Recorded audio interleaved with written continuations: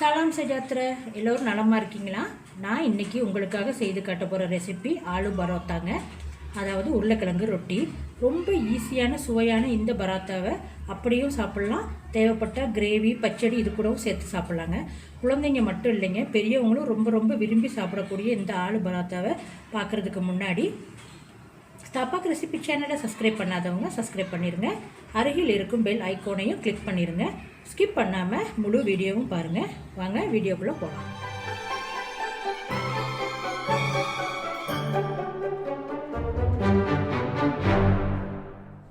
1.5 cup மைதா, 1/4 cup atta மாவு, பெரிய size உருளைக்கிழங்கு 3ங்க, அதை நல்லா வேக வச்சுக்கோங்க.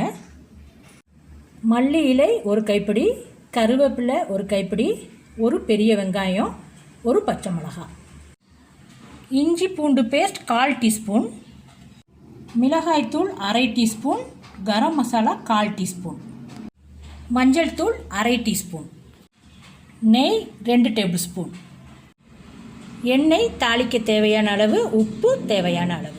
மைதா மாவோட நம்ம ஆட்டா மாவையும் மிக்ஸ் பண்ணிடுங்க. மிக்ஸ் பண்ணி நல்லா 2 மாவையும் நல்லா கலந்து விட்டுருங்க.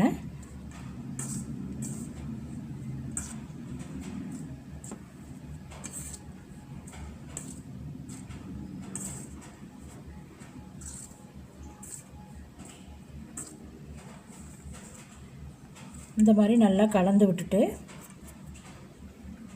மாவுக்கு தேவையான அளவு உப்பு,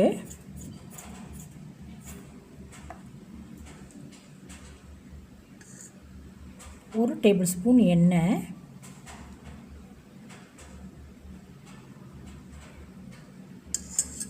போட்டு நல்லா எண்ணெயும் உப்பையும் நல்லா கலந்து விட்டுருங்க.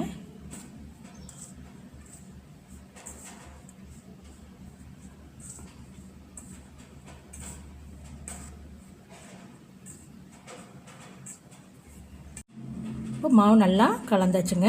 இப்போ நம்ம தண்ணியை கொஞ்சம் கொஞ்சமாக சேர்த்து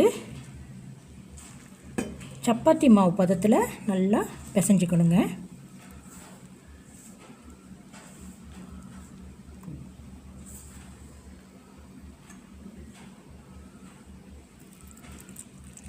தண்ணி கொஞ்சம் கொஞ்சமாக சேர்த்து பிசைங்க.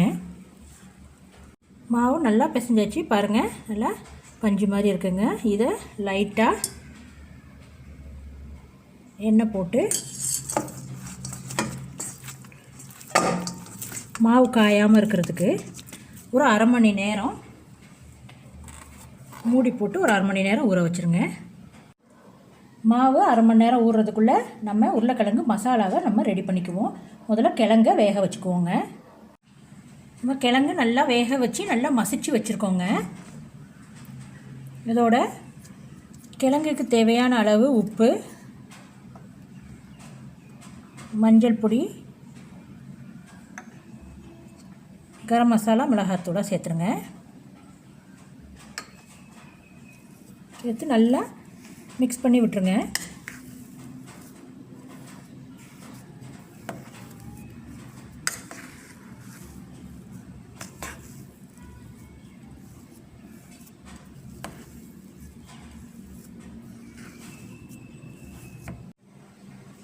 இந்த மாதிரி நல்லா மிக்ஸ் பண்ணி வச்சுக்கணுங்க. வெங்காயம், பச்சை மிளகாய், கருவேப்பிலை, மல்லித்தலையெல்லாம் இந்த மாதிரி பொடிசாக எவ்வளோ நீங்கள் பொடிசாக கட் பண்ணுறீங்களோ அவ்வளோ நல்லாயிருக்குங்க. இந்த மாதிரி பொடிசாக கட் பண்ணி வச்சுக்கோங்க. ஒரு கடாயை அடுப்பில் வச்சு நம்ம 2 டேபிள் ஸ்பூன் எண்ணெய் ஊற்றி சூடு பண்ணியிருக்கேங்க. இதில் பொடிசாக கட்டின வெங்காயம்,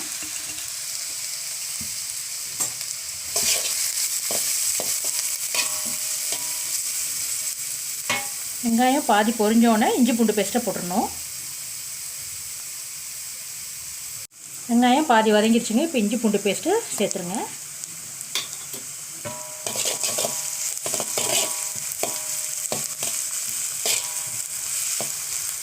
பச்சை மிளகாயும் சேர்த்துருங்க.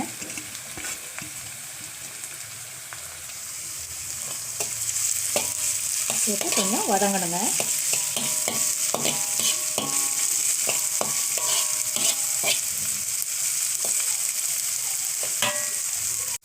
வெங்காயம் வதங்கிடுச்சுங்க. இப்போ இதுக்கு தேவையான வெங்காயத்துக்கு தேவையான அளவு லேசாக உப்பு சேர்த்துக்குங்க.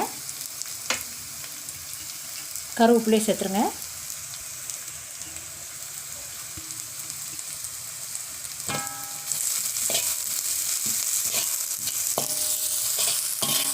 ஒரு கிளறிட்டு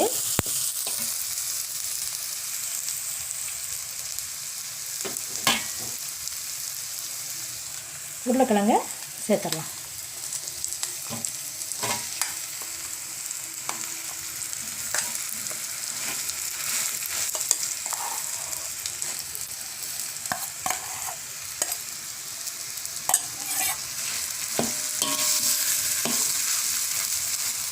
எடுத்து அடுப்பை சிம்மில் வச்சு ஒரு 5 நிமிஷம் இந்த மசாலா வேகிறதுக்கு அப்படியே கிளறி விடுங்க.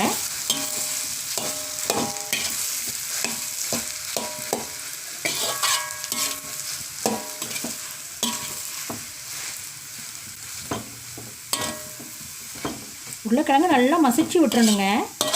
இல்லைன்னா மசாலா நம்ம வந்து பரோட்டாவில் வச்சு நம்ம உருட்டும் போது மசாலா வெளியே வந்துடும்.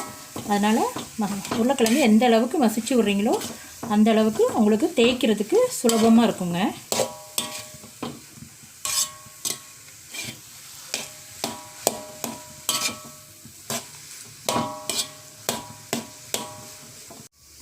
இப்போ 5 நிமிஷம் ஆயிடுச்சுங்க. இப்போ நம்ம இந்த மல்லி இலையை தூவி அடுப்பை ஆஃப் பண்ணிவிட்டு கிளறலாம். நல்லா சூப்பராக வந்துருச்சுங்க மசாலா. இதை நல்லா ஆற விட்டுறணுங்க.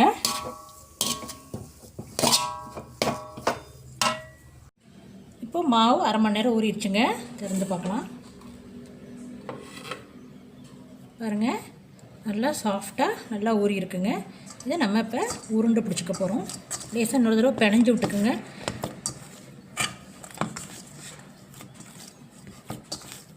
நல்லா அழுத்தி பிணைஞ்சி விட்டுட்டு உருண்டை பிடிச்சிக்குவோம்.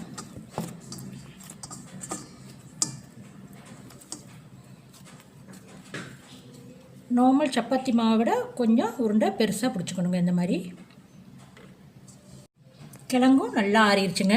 அதையும் நம்ம இந்த மாதிரி சின்ன சின்ன உருண்டையாக இந்த மாதிரி பிடிச்சி எடுத்துக்கோங்க.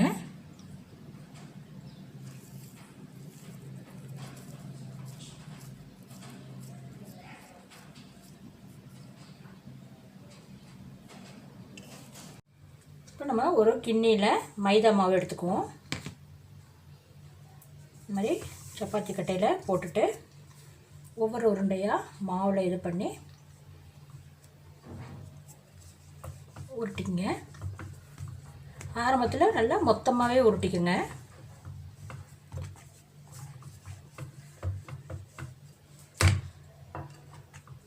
இந்த மாதிரி உருட்டிட்டு நம்ம செஞ்சு வச்சுருக்க இந்த மசாலாவை உள்ளே வச்சுருங்க.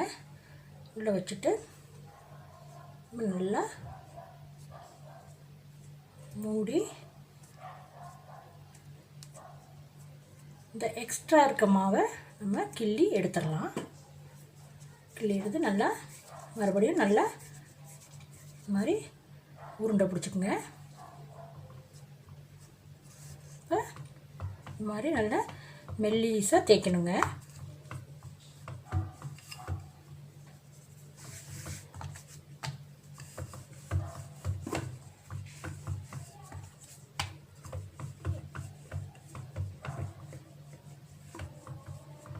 மசாலா வெளியே வராமல் அப்படியே தேய்ச்சி விடுங்க.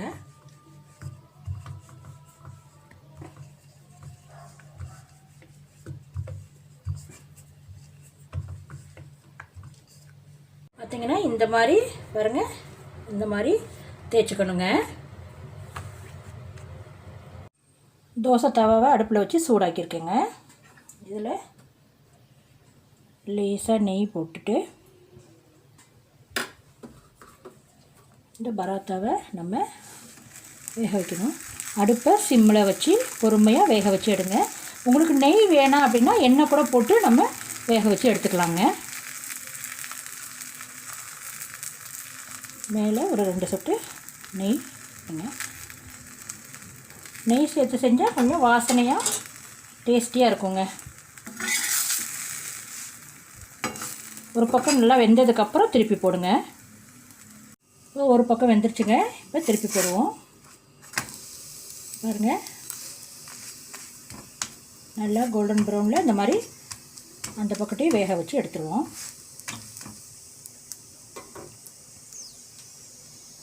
பாருங்கள், ஆலு பரோட்டா நல்லா உப்பி வருது பாருங்கள். பார்த்தீங்களா, உங்களுக்கே தெரியும், சாஃப்டாக உப்பி வருங்க. இப்போ பாருங்கள், அந்த சைடு வெந்துருச்சுங்க. திருப்பி போட்டு பார்ப்போம். பார்த்தீங்களா, சூப்பராக வெந்திருக்குங்க. இப்போ எடுத்துடலாங்க.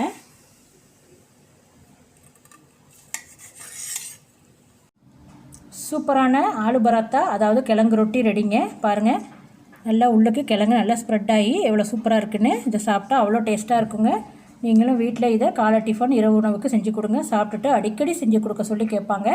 இந்த வீடியோ உங்களுக்கு பிடிச்சிருந்தா லைக் பண்ணுங்கள், உங்கள் ஃபேமிலி ஃப்ரெண்ட்ஸுக்கு ஷேர் பண்ணுங்கள். முழு வீடியோவும் பார்த்ததுக்கு ரொம்ப நன்றிங்க. மறுபடியும் ஒரு புது ரெசிபியோடு சந்திப்போம்.